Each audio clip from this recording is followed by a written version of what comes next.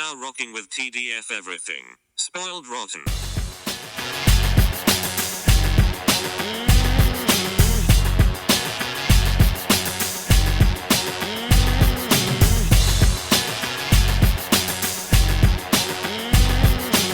Spoiler alert. Welcome and welcome back, everybody. Hey. It's me, Daniel, Hey, this is Ben. on Spoiled Rotten. And today we are revisiting, for real this time, this is an actual revisit for both of us. That's right. Batman Under the Red Hood. I feel like it's a movie we often cite and have never actually covered on the show, so I decided, hey, why don't we actually cover it on the show and see how we feel now after rewatching it. That's kind of the thinking behind this. And yeah. next Especially week we've got Thunderbolts, so Yes. it'll be a big new thing to talk about. but you're right. We had to cover a version of it in Titans season 3. Of course, everyone listened to that episode of ours. But that Titans season 3 is dancing around this ultimate story, the Red Hood story, and to see it done without limits, and to see it done in an animated setting is just so much more fun than, of course, what we had to review in Titans season 3. And as I said during that, I still like the Jason Todd stuff in that. Yes. Obviously, they weren't trying to adapt it directly, so I could just appreciate. Oh, this is where they took from this. Yeah. But yeah, obviously, when you have a movie that's actually about the topic, it's easier to jump in. And I think one of the biggest things that makes this much more effective for me is the actual time lapse that occurs in this, as opposed to in Titans, where it's like, oh yeah, that happened last summer, or like 2 months ago or something like that. This is very much like 5 years later. The impact of everything feels a lot better, and it's just, I think it's made better by the fact that Jason Todd, when you see the opening scene with the Joker and all that kind of stuff, is a kid, and when you meet him as Red Hood, it's like, it's 5 years later, obviously, like whether or not it's let's say early 20s or something like that. It's just like, okay, now this is an actual different person. This is cool. Versus in Titans, where it's like, yeah, that was like last month. That's all right. Agreed. It is just a better thing. For me, I think my worry going into it was like, does this really hold up, or do we just like that conversation at the end? But I do think that what the movie has going for it isn't the reveal of who Red Hood is. Like, it is that conversation that we keep talking about, like, but also just everything about how that's unpacked, and having Dick Grayson there. Obviously, he's there in Titans as well, but being able to use Batman and actually address his feelings, and having Dick Grayson there as the kind of like, oh, this is affecting you differently, I think makes it still enjoyable for me. That you've got a Batman who lost his Robin, and obviously in this version didn't replace him, and the old Robin being like, hey, I can help, and him being like, no, like, just go away. And you obviously, because you watched the prologue, understand why he's like, no, that's okay, I'll do this on my own. I think all of that really works, especially if you already know who the Red Hood is. I like the way they tease who it is, but I do think that it's not really the point. It's like, you are just supposed to really get to that conversation, and I find it still satisfying. Yeah, and the thing for me is, yes, obviously getting to the conversation is probably one of the most important, memorable parts in this movie from my perspective. But I think revisiting this movie this time around is just seeing how effective Jason has been in using Batman's own past to mentally get in his mind, and like you said, having the Dick Grayson Nightwing being like, oh, you are changed, because like, if we were just to turn this on and be like, not have that, I guess, mirror that would tell us like, oh yeah, we see you as different. We're just like, yeah, he's just doing Batman things, you know what I mean? Because it's like, we as an audience can't tell if anything's different, but knowing that this version of Batman was like, no, he was all about having that Bat family and establishing it, and now he's actively pushing it away because he's like, I failed so bad. You know what I mean? The movie is just like, yeah, man, you failed. It's not trying to give him an out. It's trying to just really focus on this story is about one of Batman's biggest failures. Yes. Yes. And so in that sense, I find it great to revisit because I'm not worried about like but just the twist and because I don't really see it as a twist. I think it's pretty clear what's going on, but it's still good enjoying the characters piece it together and what comes of it. And also I think what I always remembered liking was the John DiMaggio Joker, and I still do. Like I like, I guess we talked about it when we were doing Watchmen Chapter 1, Chapter 2. Like this you shouldn't just do the Joker, but to me, like this is the version of the comedian that makes sense. Like he's making jokes all the time, but he doesn't sound sinister while he's doing it. He just genuinely doesn't care because he knows it doesn't matter. Yep. Like I really like when he kills all the henchmen talking to Black Mask, and he's like, I'm gonna need some people. Not these guys. Not these guys now. Or at the end when he's like, this is great. I'm the only one that's gonna get what he wants tonight. This is so good. Yeah. But yeah, I guess we should say what happens in this movie overall. This is like about plot breakdown. Yeah. It uses the death in the family storyline where Joker beats Jason Todd to death with a crowbar. Ra's al Ghul is part of that, and then jumps you into the Red Hood storyline of Jason Todd has returned as Red Hood because he was in the Lazarus Pit, and he just wants revenge, but also to have this conversation we keep talking about with Batman, which is, you seriously let this guy stay alive, who's the Joker who killed him, and he plays all these people off of each other to get to the moment where it's him, Joker, and Batman, and they're gonna hash this out. His plan obviously is either you kill me or you kill Joker. You got to pick.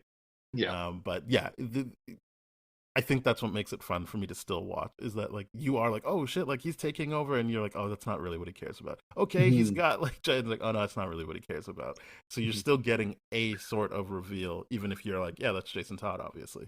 Yeah, it's I think one of the best things about this is whether or not you're familiar with the backstory and the death of the family, and whether or not you know it's Jason Todd, it's still fun watching all the characters come to terms with it. Like the fact that the first time, like when Batman figures it out and then he fights together with Jason and all that kind of stuff, and then he gets the blood sample, the DNA match from the blade he can't ignore it now. He can't ignore it. He's just like, he has already figured it out. He's acting that way. He's speaking to him as if he's Jason. But fight. Then, and then he still needs that confirmation of like, oh my god. And then to see Alfred's reaction to it was, it's one of the Alfred's moments interesting in this. Yeah, I think it's one of the moments that I genuinely forgot how impactful that was just from Alfred. You know what I mean? But it is one of those things where this is showing you that no, you have to get to know who this Jason Todd is. It's clearly not the Jason Todd that got left behind in the death of the family. This is a new person with a new philosophy, with new everything, and the introduction to him as Red Hood, I think, is so good. Just watching how effective he is at getting inside Batman's head. Yeah. And I don't think it's new. I think that's the point of doing so many flashbacks. He was always like, this is the most efficient way to do this. He maybe as a little kid wasn't like, I'm going to kill them, but when Batman says, you broke his sternum, like he's not going to talk now. Like, but like we had to stop him. So this is the way to do it. I think you're just seeing a Jason Todd who has his own agency now and doesn't have to play under the company rules. But I do think what I liked about the flashbacks is showing like, oh, he's not like, Bruce enjoys having him because of how enthusiastic he is. But he is a problem. Like this is gonna be like, he jumps in before Bruce when he's a kid. He's I mean, hard because I feel like most versions of Batman would break a sternum, but this, for obvious reasons, they need to show a leveling up of his violence. They're just not actually on the same page, and I think that's part of what still is affecting for me, is how like the last scene when they show like, hey, this is the best day of my life, and I'm like, that's so sad. Like I don't even really fully know how to express how it makes me feel, but it's just always so sad to see that last scene. That last scene is truly tragic. It truly really is. Yeah, which is a flashback of him as a kid, in case people didn't watch it. Like, Yeah. you go through the whole events of the story, which we'll go through, and then after all of that, you're like, oh, that's pretty grim. It just shows Jason Todd as probably the most enthusiastic Robin of them all, being like, this is the happiest day of my life, and you're like, fuck. Yeah. Yeah, and I do like the fact that they show us through those flashbacks is like, yeah, this is what the issue with Jason Todd was. Like in Titans, they have a mischaracter. They don't understand, and I'm not I gonna think bring it's up Titans too because much in this. I well I Finish your will point. Finish your point. But yeah I just feel like there's no point because they're not yeah no, actually doing the same thing. I completely agree, but I think this is the point that is interesting to me is like in Titans, because they're going for a darker edge, they're going for more adult themes and all that kind of stuff. They're making it so the Jason Todd character in that is just not just careless, but also with a sliver of like, I don't care what happens to me kind of deal, right? I mean, that changes when, of course, he falls out of the building and he gets saved by Superboy. But like in this, it just makes him look like, oh, it's just a combination of eager, and carelessness, as opposed to like I have a death wish on me, which is so much more tragic to see how enthusiastic he was and how much Batman, when like especially with that discussion with Batman and Alfred, to be like, this is why I'm taking him under my wing, because it's just night and day his personality with Batman. And I like the fact that he's so enthusiastic and childlike in that first mission where he's like, I'm going to throw marbles on the ground, because I'm like, oh, that's why he chose the Red Hood character. It's because he does see that similarity with the Joker, and how I think adding to that level of like, this is Batman's biggest failure, is because I think Batman in that moment saw the similarities to the Joker and tried to steer the ship to be like, no, get you away. And then unfortunately he failed, and it's like halfway there between Batman, because I think the thing that works, those are his very clear like father figure, and I don't mean father figure and he looked up to the Joker, but in terms of creating who he is, correct, is Bruce Wayne, Batman, and the Joker. Yeah. And I agree with you, like those are really important, because I think I said that when we did Titan season 3, is I find it such a cop out when you're like, Batman just doesn't care, he's just the lone wolf, and it's like the interesting element of having a Robin is that conversation of like, I need to make sure that's not a villain for me to beat up down the line. Like I can help here. And I'm not saying that's the only version of Batman that's acceptable, but it is the interesting version for me, is someone who has actual good intentions, but doesn't have the actual, like, I think I called it emotional intelligence. Like he just doesn't have the tools to do it the actual right way, but he is trying. Yeah, it's him working within the confines of his trauma, and still recognizing and still wanting to help, which I agree, it's one of the best aspects of Batman, because when you get to the point where he's like basically just a secluded, like overly paranoid, I don't trust everyone kind of deal, I'm just like, this does suck a little bit, because it's the complete opposite of, it's the complete mirror image of the Superman thing, where you're like, oh, I know exactly what he's going to do every single time. So having Batman with a sliver of optimism done his way is way more interesting than the Batman that a lot of people end up idolizing, and I think they idolize it because of more incel kind of based bull crap, right? So this is, I think, to me, one of the most interesting versions and explorations of Batman's psyche, because oftentimes when you watch the Batman and Robin stuff, especially past Frank Miller, you're just like, why does he still want the Bat family? And this definitively answers it to me, anyways, to be like, this is a very legitimately good reason that he's doing it within his capacity and his comfort level. And it works. Yeah, well, I mean, I feel like it's the natural extension of what, and again, I'm not saying this is the only way to look at Batman, but my in for Batman and what I like about him, and which is why I think it's important to have a Bat family beyond just Commissioner Gordon and Lucius Fox, is I like Batman because he doesn't want another person to lose a loved one to violent crime again. And it makes sense that someone would then be like, and I'm going to help this person process this, or help them avoid uh that issue. Mhm.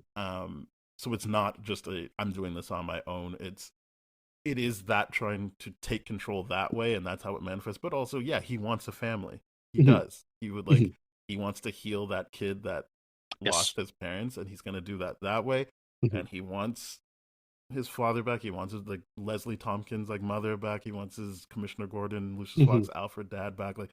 He wants an actual family, a functioning family that way, Mhm. and he just goes about it in weird ways because his growth was stunted emotionally. Yes, yes, and yeah, that's fundamentally it. He's always outreaching for that family, but it it's avoidant attachment at the end of the day. It's just Mm-hmm. like, hey, I want you here, but I got to keep you at a distance because Just in I case, don't yeah. feel safe. And I'm like, this is great, and the fact that, especially because when you start to understand the avoidant attachment stuff, could you guess what I'm reading about right now? It's the idea that it's just like um he will exert control over the people he loves most because that's how he, and then that's Mm-hmm. exactly how he treats the Bat family, which is Yeah, why he pushes away Dick Grayson, right? And then he exactly. does this, and I don't know enough about the Tim Drake relationship he has. Hopefully that does evolve. I hope to learn more about it, but to me, the Jason He Todd kind of got one is, erased, yeah. unfortunately. But yeah, I think in some versions, the interesting thing about Tim Drake is he still has his parents, as you saw in Titans. He still has Yes. his parents. So that's not an orphan he's picking off the street. That's someone that's coming to him, being like, "Hey,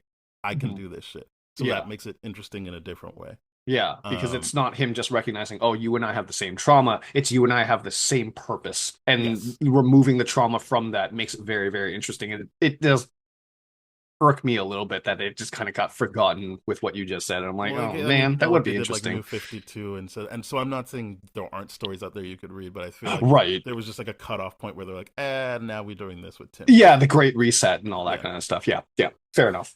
Um, but yeah, I think in this story, you see Mhm. everyone's all of these mobsters are like, oh look who's setting up these meetings, and it's Red Hood, and he's Mhm. saying, look, I'll protect you from Black Mask and Batman. Mhm. I take this much money, and again, interesting at first because you're like, oh okay, even if you don't know who it really is. But then to learn, that's not really what he cares about. He's just trying to draw in Mhm. Black Mask to draw in. He says, "You're the only one I know that would get angry enough to get Joker out." Get out, go Joker. Yeah, have the connections to get him out of the prison and all that kind of stuff, which is awesome. Because Yeah, you're like, great, you he's had a thinking. plan and you really just you made us think one thing, and he just like, nope, this is the real prize. I want the showdown, the three of us at the end. Yeah, because my memory was like, oh, he's doing this because he thinks this is the right way to fight crime, and then you're like, he Yes. doesn't care about that, which is good. I like that. That's Mhm. the thing, is that he's like, this. He wants to talk to his dad about something that really bothers him. Yeah, yeah. In many ways, I think like that team up fight that Red Hood and Batman first have, where they actually get to talk about some of the philosophies that Red Hood's doing. It very much has that edge. And this is what I love about Jason Todd's iteration here. It's still out of like, I want to impress you Hmm. kind of love, right? It's just like, look at what I've done. I've been able to get better results than you. You can't get rid of crime. He Yeah, wants you to gotta control it, control it. Yeah. and he's trying to be like, look at all the ways that I've grown up, Dad, kind of deal. Hmm. You know what I mean? And it's beautiful because all he wants is that validation, that acceptance, and but at the same time, he does way, way, way more want to make that point to Batman to be like, you need to break your code tonight, Yeah. and all that kind of stuff. And it's just and wants to set him free from that code to be like, look how This is much how we could be better working. everything could be. And then I love, love, love, love what Batman says in that is that it's no, it's going to be too easy to break the code, and then I can't go Well, back. I mean, we can talk about that now. I Yeah. do think. So basically, the events of the movie happen, and you kind of get to this situation where nothing was left to chance. They're in the exact room that Red Hood needed to be to open the door and reveal Yep. Joker. Mm-hmm. And he's like, I'm not asking you to kill the Riddler, the Penguin. I'm telling you it's this guy. Yep. And he has that great heartfelt speech of Mm-hmm. if someone took you from me and took Mm-hmm. you from the world, the only thing I would be doing is scouring the earth to get rid of them. Mm-hmm. And I think we already talked about this on another episode, but I like that Batman's response isn't just, well, I have a code, or like, then I would be like them. He's saying, I know myself enough to know that once I kill, I'm just going to be doing that. And Mhm. that's, then I'm going to be even deeper in the hole than I already feel like I am, and I can't do that. And Mhm. I don't think that that's the movie giving him, like, shooting him bail and being like, so you see, he's right. It's just like, I mean, yeah, that's his flaw. Mhm. That's why bad things are going to keep happening, because Mhm. that's his hard line. Mhm. And I like the explanation of it. It doesn't mean that I'm like, yeah, right, so then there you go, because I'm like, I mean, you got to get rid of the Joker. Like, he says, how many like thousands of people has this guy Mhm. killed? And I just like that he's like, I just know myself. That's, I'm just gonna be adding to the killing in the world. Then Yeah, he. I Mhm. won't be saving people anymore. And Mhm. Reddit just has to be like, well, then fuck it then. 'Cause Yeah. that's not. I really like the thing that he tells him. He's like, look, you have a gun, and even the way they draw Batman holding that gun, like, he never actually grips it like a real gun. No. It's like this insult that's in his hand. And yeah, I just love everything about that. The way he, like, the slow mo of tossing it to him, and me trying to remember, like, how does he handle this? Does he let it drop right away? But Mhm. he's holding it because he's like, I think he's processing, like, this is what my kid wants. Mhm. I just can't give it to him. I can't give Mhm. it to him. So he drops it. He turns around. He's like, well, like, I'm gonna shoot him then. I'm gonna kill him. And I think we talked about this in the Daredevil too, of like, I don't have to kill him, but I don't have to save him. And I Mhm. think that's what I like, that even beyond that conversation, he still makes the choice to save Jason. When the bomb is about to go off, he gets Jason. He doesn't get both of them. Yep. He gets Jason, takes him out, and leaves Joker there. Mhm. And it's like, yeah, that's the choice he made, is I will save, I won't kill. Mhm. And yeah, as I said, we talked about it in Daredevil, about sometimes it seemed like he was just there to beat people up instead Yep. of save the person. And so I liked the, it takes him a while, but that he's like, look, if this is what you need, I'm not going to be a part of it. But then Mhm. obviously things change when he's like, oh, there's a bomb, I'm going to get my kid out of here. Mhm. Mhm. um I do think the movie has a weird relationship with how explosions work. Like, Yeah, a little bit. like like a distracting amount. I feel like the he Jason Todd gets beat at the beginning. You watch him get beat, like, it's Mhm. in silhouette, but you're watching him get beat Yep. by the Joker. And then a bomb goes off, and I'm like, I don't know. I feel like you Could can't be really some do the. And I burns. get Yeah. they're paying homage to the comic book, but it's just Yep. like, he doesn't look like he was just in an explosion. And then the same thing happens at Mhm. the end of the movie. I'm like, I don't think that's how explosions would work. Like, Yeah. you Yeah. need to I be a needed little them bit, to like, they animate did some the point of burns. Batman's all torn up, like his but like everyone else just seems perfectly fine. Yeah. And I'm Yeah. just like, I don't know about that. Yeah. Yeah, it's not great. It's the only thing that really justifies the Ra's al Ghul like body swap thing, is just like, oh yeah, okay, I guess you would have been, I guess, tricked by a latex doll Hmm. in that situation if he didn't get facial burns or whatever. But I'm like, I would have But then imagined, later on, it's like there's no body swap here, so it's like, yeah, what? it's weird. It's I mean, I'm glad they went ahead and explained it and all that kind of stuff, but at the end of the day, I'm like, and I like what Ra's al Ghul says. He's like, no, I've done enough. Yeah, I love that line when they're Yeah. like, "Hey, look at that." He's like, "No, no, no, no, no. You're I'm not good." gonna get him. What are you I've talking about? really, I think, in keeping with Mhm. Ra's al Ghul, respects Batman as an adversary. Like, he's not like, Yes. I like this guy, but he's like, I respect him as my arch enemy. Like, Mhm. I'm not gonna do low blows at this point. Yeah. Yeah. It's it's truly one of the most I really like that moment from Raish. I really, Even really in the do. beginning of the movie, where he seems kind of like bummed out, where he's like, "Where is the detective?" And I'm like, "Yeah, like, he's like, Mhm. come on, man, let's get the show on the road. Where are you? Where you at, Yeah. man?" He's like, I set up way too effective of a distraction. Damn it. Yeah, I Should just have like known those better. small moments of Rachel Mhm. Cool being like, "Did I do the right thing here?" Or Yeah. like, you know what? I think I need to just step away. Yeah. Yeah. He's a great character. I really, really like him in this.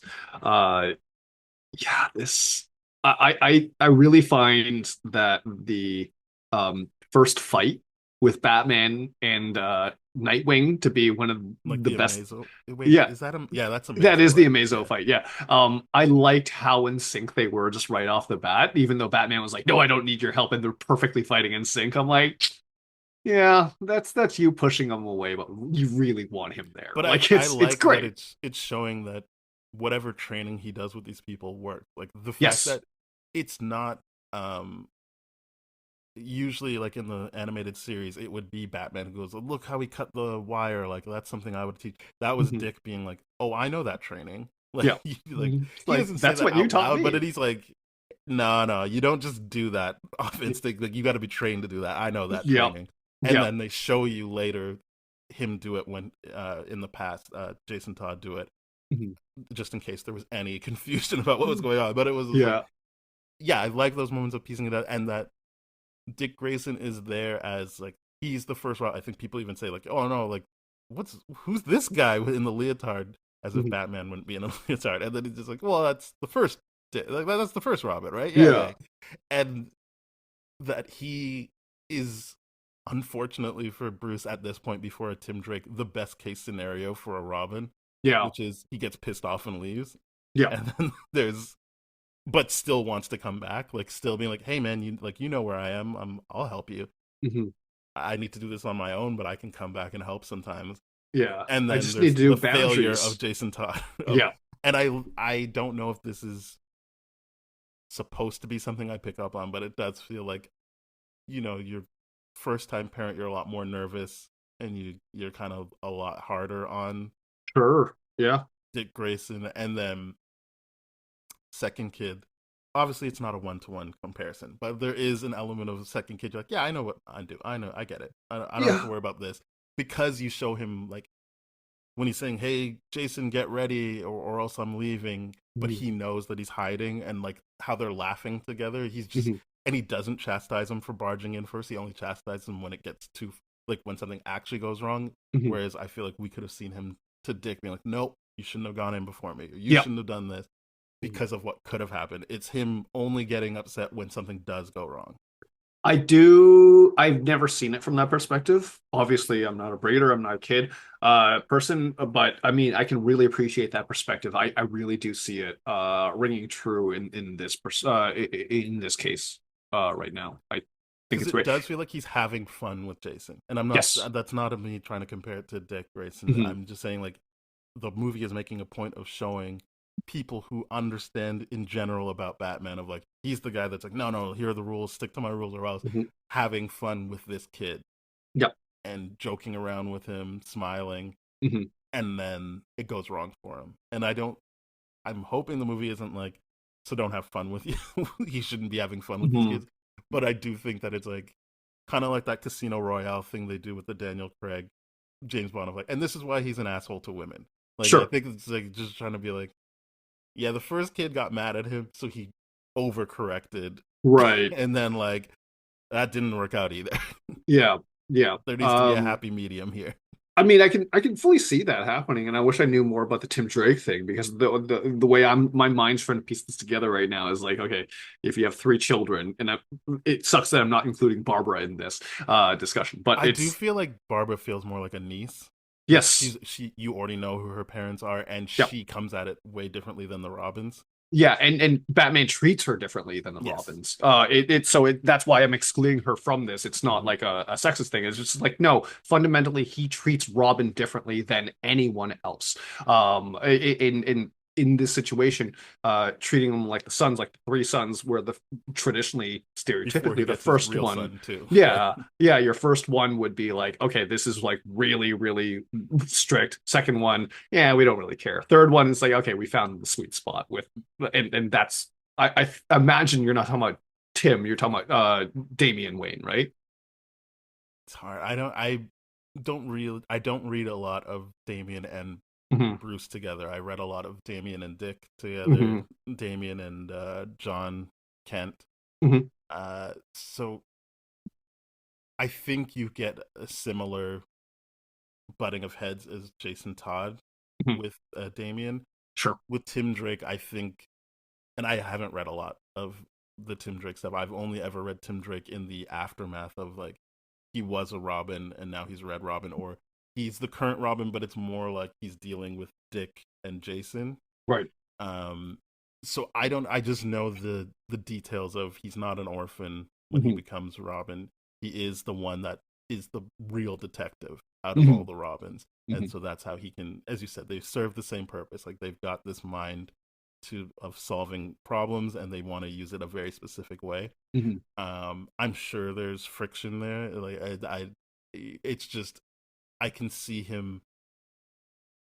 I think with Tim Drake, it becomes a lot more about him trying to feel out how he stacked up against the other Robins. Sure.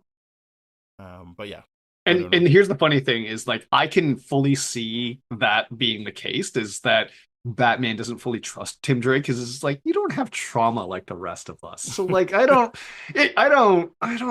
get what you're about, man. Like, what is this healthy childhood nonsense? Yeah. Because that's very much a real world thing. I can 100% attest to that. I'm like, yeah, okay. That's this guy's too healthy for me. No, very weird situation. Yeah. Yeah, I just think I would like to read more Tim Drake and Bruce like one-on-one stuff, just because it does feel like that would be very interesting to explore. And I've definitely never read anything with Jason Todd actually as Robin. I've only ever read him when he's like Red Hood age and they do flashback. Yeah, and my exposure has not been through comic book; it's been through more video game and all that kind of stuff. And when it's like, I really got pissed off when they're like, "Oh, that's the Arkham Knight; it's a new character." I'm like, "No, it's not. It's just Red Hood again." It's literally what happened. I think I've finally come to the point in my life where I'm like, "Where do you want them to do? Just spoil it for you?" Like, I gotta let them just try to have some surprises. Sure, yeah. But yes, at the time I was like, "What? Why even bother?" But it's just like, because you want a certain moment, so let people have it, I guess. Yeah. I think. What else is in there? Yeah, Black Mask is very interesting in this. I like Black Mask in this a lot. He's just so angry, and it's great. Yeah, he's just. I don't know if unhinged is the right word, but he's just constantly reacting, and it's just so good, and he's just like, you really see that like brattiness come out in him, which is something I really, really like out of his character. I really do. And it's interesting because I'm reading Absolute Batman right now, where Black Mask, as far as I've gotten, I know that since I'm reading it on the app, I'm months behind, but he's still very much like in play as the main bad guy, and he's so much more thought out and methodical and he's like an actual physical threat. And so it's just like, I like it. So it's not me being like, in this version sucks because he's so angry. I just like that these are characters that you can interpret different ways, and still have effective stories with them. Obviously, I'm not saying anything new. Batman has one of the best rogues galleries, and so to have a Black Mask who hasn't been in a Batman movie, he's been in a Harley Quinn movie, but to have that be, theatrically released, to have that be someone that you can even find different ways of interpreting and having fun with is exciting. Yeah, no, I do. I'm enjoying Black Mask way more, and this version of Black Mask is a lot of fun. It's just a lot of fun. Well, I think that's it. They keep it pretty tight. It's like Ra's al Ghul, Black Mask, Joker.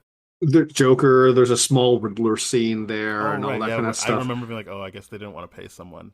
Yeah, he doesn't talk. Like, his goons talk, but he doesn't. Yeah, and he's just all like doing silly things, and I'm like, that being the scene where it's like, yeah, okay, you see, the marbles and how childlike he is, and how like impulsive he actually is. And I'm like, okay, cool, but like, effective. He got shit done, which was he did get shit done. The overall point is, he's like, listen, man, like he can't control Batman, but he can control a lot. Yeah, I do like the fact that he constantly refers to Jason as a soldier, because I'm like, it like through every iteration of Jason is like, the talent for crime fighting is there, that the ability to combat and just physically fight someone is there, right? That's the greatest thing about this, is like, this is where he is. So for him to like gear up and like have all these guns and do all this kind of stuff after the fact, I'm like, okay, I see the through line there. It's really, really good. You know, it is interesting to me because I don't know how ultimately in future versions where Jason Todd Red Hood is incorporated into the Bat family, how Batman's a little bit more okay with him using guns, or if it's just like, hey, you got to use my ammo rounds now, which are like, you know, rubber bullets or something like that. But I just don't know how that I've read some works. stuff. He's kind of just like, I mean, that's how you choose to do things. Sure. So he just lets it be. I haven't read a lot, but Okay. yeah, I've read. I think I'm thinking mostly of Death of the Family, Sure. which is a great, but different than Death in the Family. Mhm. It's well, I won't ruin it for people, but it's a very interesting Joker run Mm. where he systematically takes apart Batman's life, Yeah. and then the last scene is haunting. Like you're just like, fuck, okay, like Mhm. I guess Joker won. Um, but it is like the family is there, and I think we talked about it whatever week we did Titans season 3 of just like you do want it to feel like Jason could still be part of the family and not Mhm. like a what's a good example? Like it wouldn't be like Jason Statham joining the Fast team where you're like, nah, you've done too many bad things for us to be like, yeah, Sure. sure, just Right. join in. Like there still does have to be that element of like, hey man, he's family. Like Right. maybe we don't agree with everything, but even Dick Grayson uses guns when he just completely drops the Robin Nightwing thing and he's just Agent Mm. Grayson. Like he uses guns. So I think there's just an element of Batman being like, I Just get it. not. Yeah. It's just Yeah, not for you me. this is how you rebel. Get it? I Okay. get it. Okay. Fair enough. That But I'm that sure there's part has versions where always he's like, been you got weird to to use me. these types of bullets. Then Sure. I'm Maybe. sure I there don't is. know. Not But with yeah. Agent Grayson. I'm talking about with Jason Todd. Right. But yeah. Um. Yeah. No. It's a great story. Probably one of my favorite Batman stories, just because it's so out of character to see Batman fail and have to deal with it. You know what I mean? I agree. Usually, I think you're like he's gonna come back from this failure, but this movie is like no, you got to sit with this mhm. failure. Yeah, yeah, it's brutal. It's rough because like usually it's like, oh, you failed one thing only to reveal that your secret plan that you've been doing like 5 years ago has always worked out, and you're like, I'm Batman, I'm the best at everything. It's nice to see like, no, you're so thrown off your game in this one that you're questioning everything about your own judgment, your own whatever. I like the fact when he breaks down is like when he digs up Jason's like the latex doll body and all that kind of stuff. He's like the way he just like insults himself, like break that down, and he's like, oh, it was stupid, it was careless, it was this, and then Alfred has to be the person that's like, hey, listen, we're all emotional at that point in Hmm. time. You can't be and then he just keeps doing it. You're like, no, this is good. This is good because I'm finally seeing Batman not in control and what that looks like, and it's a lot more interesting than ever because I'm just usually like, oh, he's got an answer to that. He's gonna punch things or do whatever. But now he Yeah, doesn't have an answer for any of this. It's it's what I great. like about reading the comics is Mhm. obviously there's no accounting for people how people want to interpret what they read. As Sure. I feel like Zack Snyder is a big example of that. But like Very good when example. I like the way I talk about what I like about Batman Mhm. helps me see that in the comic.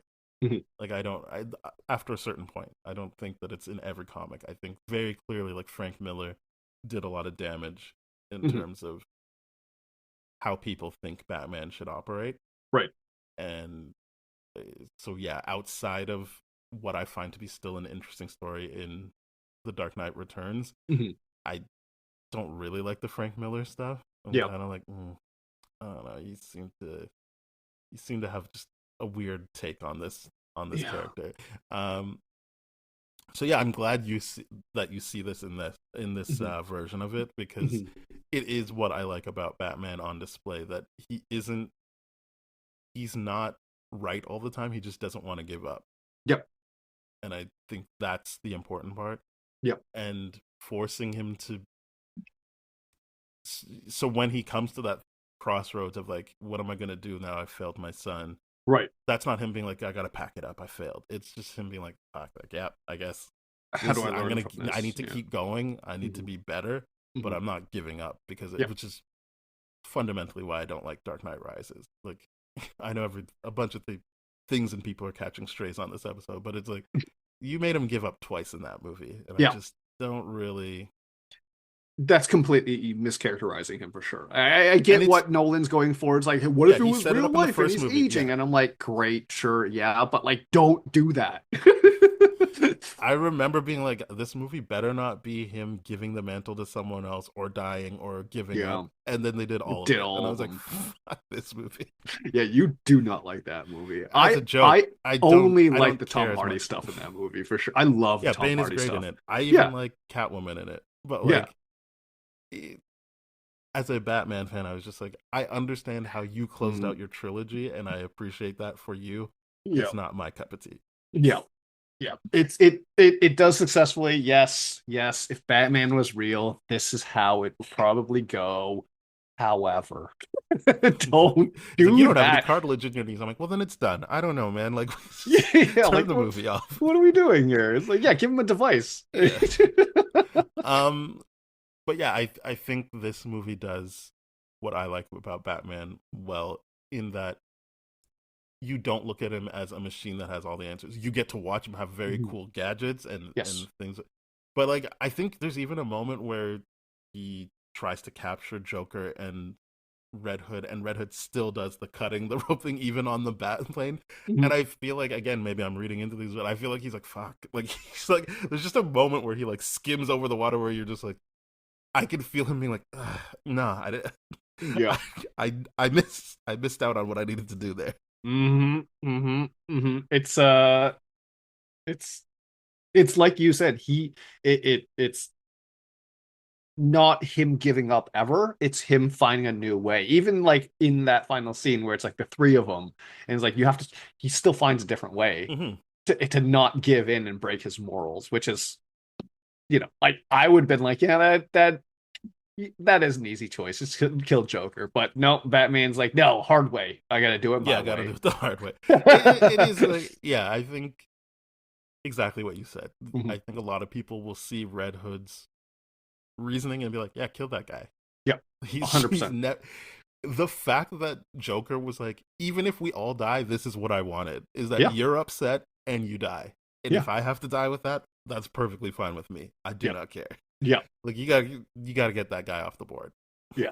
It's such a great, like, just the dialogue of like, I'm the only one that's gonna get what he wants today. I'm like, this is awesome. It's so good. And one thing about this Joker too is like, I like the fact that you pointed it out. The fact that I've never seen this happen, but I noticed it here. He reused a joke in this, and I'm like, interesting. That's a very interesting. He does that thing. in Dark Knight. Does he? It's different, like, but the whole "Do you want to know how I got the scars?" is just him telling stand up. Sure. So it's the same setup. He's doing different things based on who he's talking to, but it's not exactly what you're talking about. But it is him being like, "Hey, look, I got a couple things I know work. I'm gonna do that." So I appreciate that in Dark Knight, but I do like this version a lot, especially it's animated, so you're already like, well, it's got to be Mark Hamill, and I admittedly saw some stuff with John DiMaggio before I saw the movie where he was talking about how important it was to him to do something different. Completely and I think different, there's obvious things where people could point to that are like, this is just a Joker thing, not necessarily a Mark Hamill thing. So I like when he does his little giggles and laughs, I'm like, yeah, that's just a Joker thing, I would say. Yeah. He's not copying Mark Hamill. And so I do feel like he found his version of the Joker in this. And I will say, I do appreciate the fact that he's like, I can't do anything similar to that. That is, I got to get away from that. You've got to do your own thing. I'm trying to do that. Absolutely, it's such a good acting choice to do that. Whether or not you like it, you have to. Like, I respect it so much because it's like, the Mark Hamill Joker from an animation standpoint is probably the most definitive voice that a lot of people have. Like, that laugh is like in my head at all times, and for this version of the Joker to not do that but still be just as creepy and like everything, it's wild. And the fact that it's like, okay, this Joker isn't actually, and that's the thing I like about it, is the fact that he uses the same joke, but they're also referencing his origin where he was a failed comedian, where he wasn't actually funny. I'm like, that's a nice moment. where Yeah, it's like you're using the same joke to try to see if it lands differently with a different audience. That's exactly. hilarious to me. It's great. It's so so so good. And the fact that they brought him back to that club and all the greatest hits moments of like this is where you created the Joker, the Yeah, vat, and all that. It's great. It's so good. that's really good. And I do Mhm. like that when they first uh confront Joker about it. They're like, "This is you, right?" He's like, "I don't know who that is, but also I wore that better." And I like that he brings it Yes. up again. He's like, "No, like yeah, kids these days, it's not so much motorcycle fetish, by the way. I Yeah. make it look cool." Yeah, that's the joke. That's the joke. He was like, "Oh, like I had some class to it, you know. I was Mhm. more of a this vibe, motorcycle fetish." And I'm like, use that twice. This is very interesting. I like it. Yeah, it's good stuff. Mhm. Joker wise, I think everyone is strong. I think it's four villains, right? Race, Joker, I uh, wouldn't count Black Riddler, but Black Black Mask. Mask, yeah. Yeah, I guess those three are like Mhm. you're like, yeah, that's those are well drawn out Mhm. villains for what they like. It's to the point where we're like, just a line like I've done enough. You're like, nice. That's some nice layers to this character who's Mhm. important to the story but not on screen a lot. Yeah, yeah, Um, Black Mask I, and then there was that like robot gang who I don't. I'm sure that's from the comics, but I didn't really know who they were. But yeah. I didn't know who they were even either. within their thing, I liked that they like how they were chirping each other and just trying to get the job done. Yeah. I just feel like everyone is treated well, other than I feel like Commissioner Gordon has like one line or something, or maybe I'm forgetting. Maybe it's No, from the no, you're past. right. Yeah, there's not a lot of Gordon in this But one. it's like it's not about him. But No, it's it's not. just like you you got to have Commissioner Gordon in a Batman story. Mhm. So it's like yeah, he's there. Don't worry about it. Yeah, it's like, oh, he's not dead. He's not actively a part of this one Hmm. because this is within the family kind of deal as opposed to an actual like top thing where he's helping out. But yeah, it's a good one. It's a really, really good one. It's also short, which I know people like. I For me, it doesn't matter. But yeah, it's only an hour and 15 minutes, and there's a lot of Yeah, credits. yeah. And I mean, they took the time they needed. I never felt like it was too short Exactly. for I feel like you myself. get a full story. Yeah, you get the full story. It's really, really good. And I think if it was longer, it would have been like, no, Yeah, because like I you're mean, throwing filler stuff in at that I point. feel like even talking about it can sound like there's filler because you're like, oh, there's the robot gang, there's amazing, but it's all piecing together Yes. what they need to get to. It Yeah. just sounds like when we listed off like that, like oh, they were filling things in, but it's like no, like this was really good at helping flesh out ideas and characters' But motivations. also justifying the fact that okay, Batman and Red Hood actually do need to team up right now to take out this threat. It wasn't Yeah, just like a goon squad where like either one of them would have been like, yeah, you're completely fine on your own. This was like, okay, there's a level up to the threat, which I'm like, okay, this works really, really well. And then of course they have that small little teaser conversation where it's like, he's this like, is what my took you so long? philosophy. Yeah, Yeah, what took you so long? And then the added things of like admiration of like, oh man, I really missed watching you work. yeah. Uh, But I also like that even before he said what took you so long, they're yeah, beating on him and they're like, "What are you trying to do?" He's like, "I'm just stalling," and that's yeah, exactly when Batman comes in, yeah. and you're like, "Wow, he really did think of everything." There's Hmm. like he knew, like, well, he's not gonna be able to watch this happen to me and not show up. Yeah, yeah. It's good. Like the psychological element of Jason Todd in this is just so good. It's so so so good. And I did like the fight choreography or like just how it was animated. I Yes. enjoyed it. Yeah. Yeah. The animated fights, the scenes are always some of my favorites to watch. They're so good. It's good stuff. I Yeah. feel like even Batman uses his like palm thrust a couple of times in the movie too, and Mhm. I'm like, "Hey man, if it ain't broke, don't fix it. Good for you, man. That's right. Keep doing that." It's a very Because effective yeah, nose I breaking tool. because he does it to Jason at one point. I'm like, "Whoa, whoa, whoa! You can't hurt him like that." But Yeah. it's effective. But it's just like, hey, you use that on a bad guy. Don't use that on your son. Yeah. But yeah, like I think I was stressed out during their fight in the like apartment complex. Mhm. I was just like, he's smashing his face off of things. It doesn't feel as defensive as it could, but I Right. understand that there's a frustration. And he even gets to that point where he stops fighting. He's like, I'm trying to help even now. Please stop. Just Yeah. Yeah. stop pissing me off. Yeah, I thoroughly enjoyed it. Mhm. I don't have anything else to say. Do you have anything else? No, I really don't. I appreciate this so much. I just genuinely do hope that there's more animated stuff to review in the next little bit, because especially DC animation stuff, they get it so right. It's just so good what they can do. I haven't seen a single They had an era. animated They had one a where I'm run. like, I didn't really love the Crisis on Infinite Earths like 3-part stuff they did I mean, fair. last year. Yeah, yeah, But they did have a good run. yeah. I will give them that. Mhm. I'm hoping that the you know James Gunn, Peter Safran version of Mhm. it is good. Like they're doing Dynamic Duo and Teen Titans. So I'm Right. hoping those are good movies. Yep. But yeah, I think their time passed. This is 2010, not Mhm. necessarily recent in that sense. Mhm. Mhm. I should also say I gave credit to John DiMaggio. Bruce Greenwood was like, as Batman, was one of those people I'm like, this is, at the time I was like, this is the only acceptable replacement for me. Like, Yeah. I was so locked into Kevin Conroy that everyone just sounded like they were doing imitations of it. Mhm. And this felt like, yeah, this is what you would do if you're doing Batman, and didn't feel quite like a faulty imitation. I agree with that.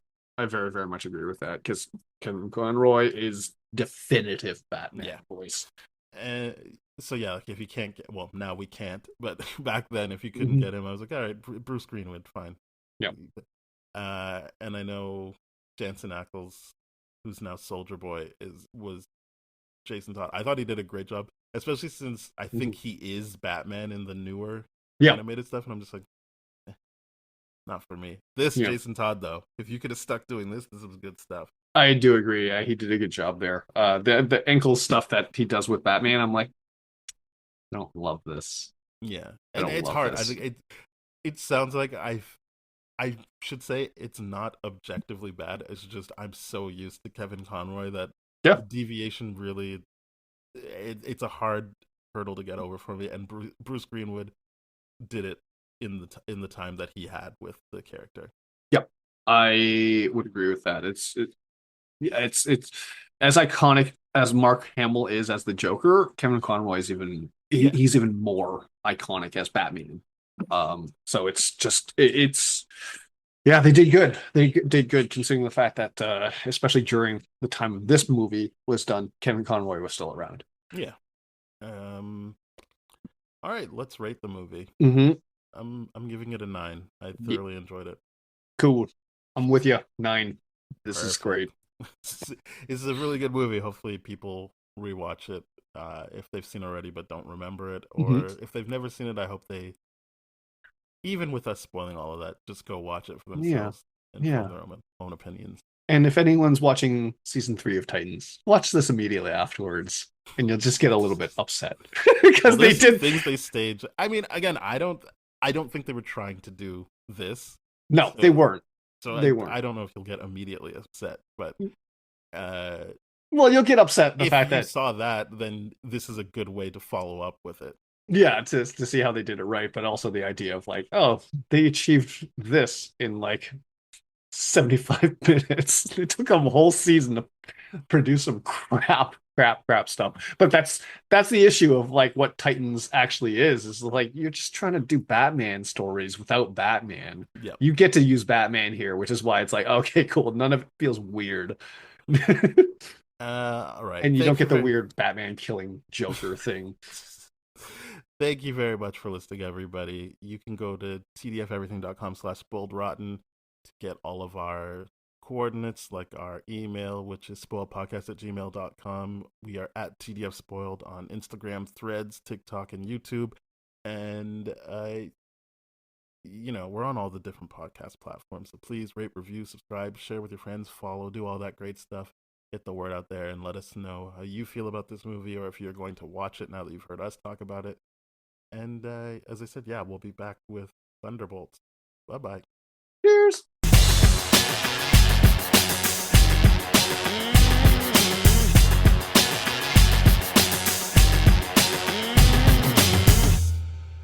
This has been a TDF Everything production, brah.